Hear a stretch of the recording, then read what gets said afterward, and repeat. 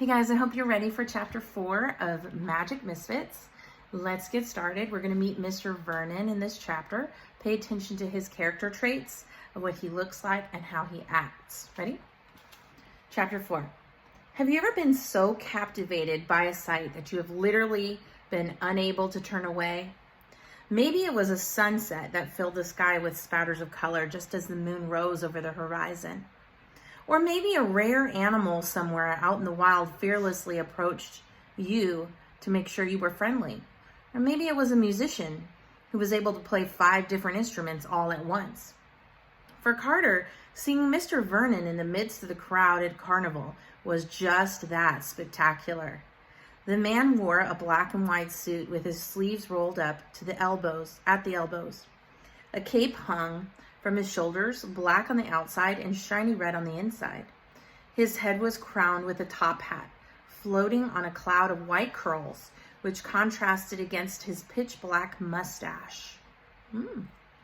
Yet it wasn't merely the outfit that caught Carter's eye. It was what the stranger was doing with a coin. The quarter rolled across his knuckles back and forth, but each time it got to the edge of his hand, it vanished, reappearing at the other side instantaneously.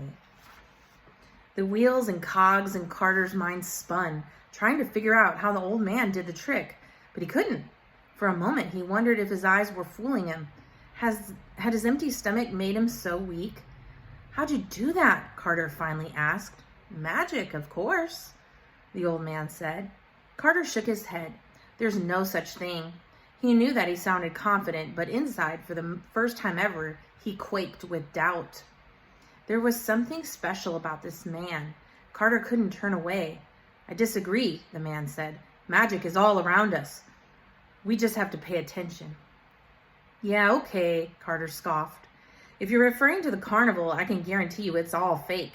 Just like the sideshow, just like the games." He knew he should leave, find some food, find a bed. But something in his gut kept his feet planted on the ground.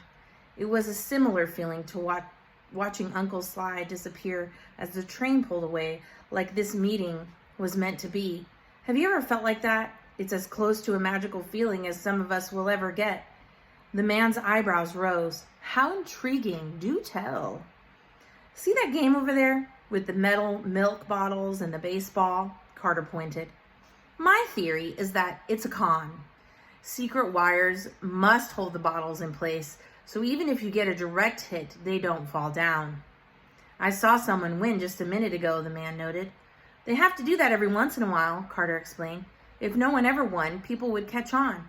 But if they let someone win every half hour or so, no one picks up on the fact that everyone else loses." "Aren't you observant?" the man said, impressed. "I take it you're not enjoying the carnival." "I didn't really come here to enjoy things," Carter said. "He'd come here to vanish. But then I saw your coin trick." He looked more closely at the man's fingers. "Are there 2 coins?"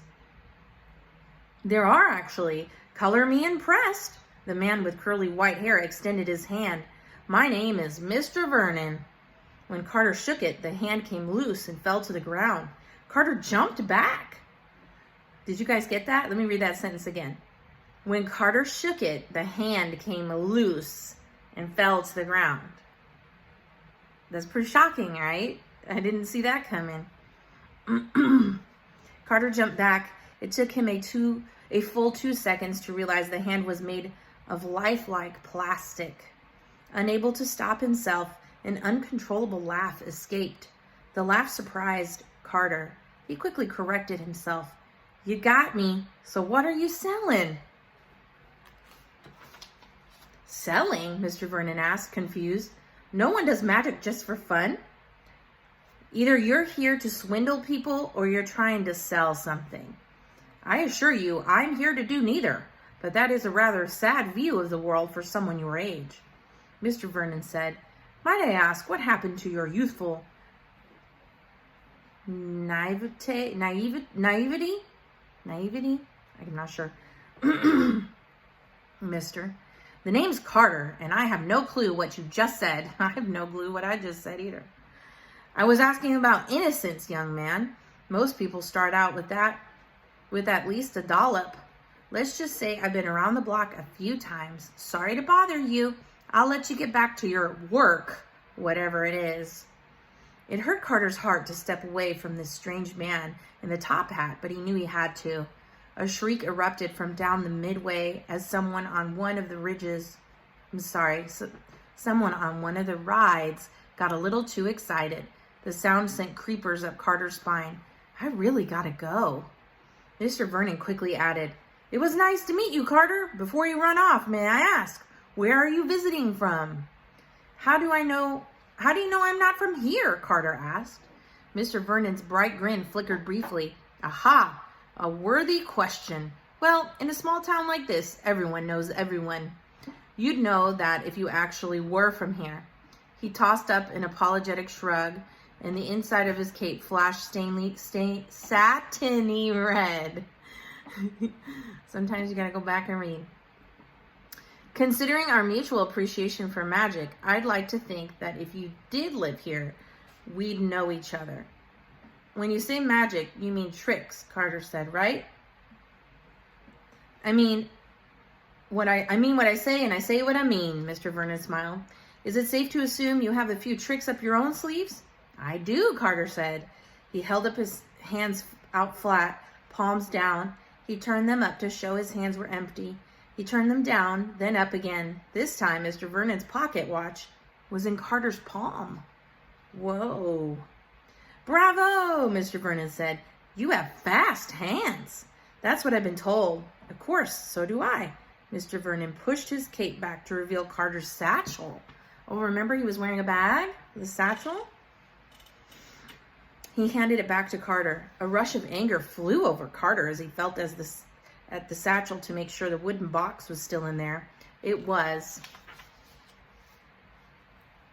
How did you do that? It was around my neck. I didn't feel a thing. Carter shook his head. So are you a thief? I am not, said Mr. Vernon. Are you? I never steal, Carter growled. Then we are the same, Mr. Vernon said. I take it you've had a rough start at life. That's none of your business, Carter said, scoffing. You are absolutely correct. I apologize, Mr. Vernon said. He offered a small bow. A bow like I'm sorry.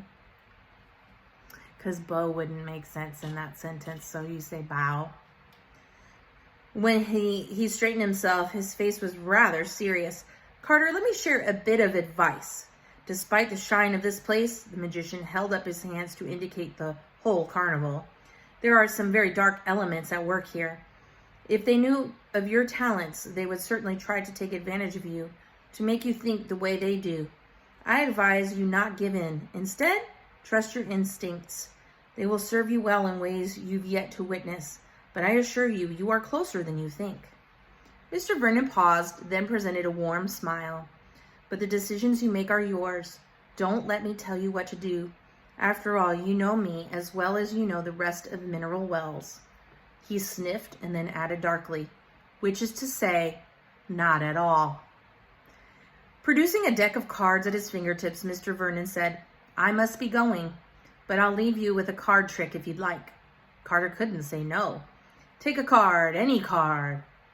The card sprang out of Mr. Vernon's hands and shot towards Carter like machine gun bullets.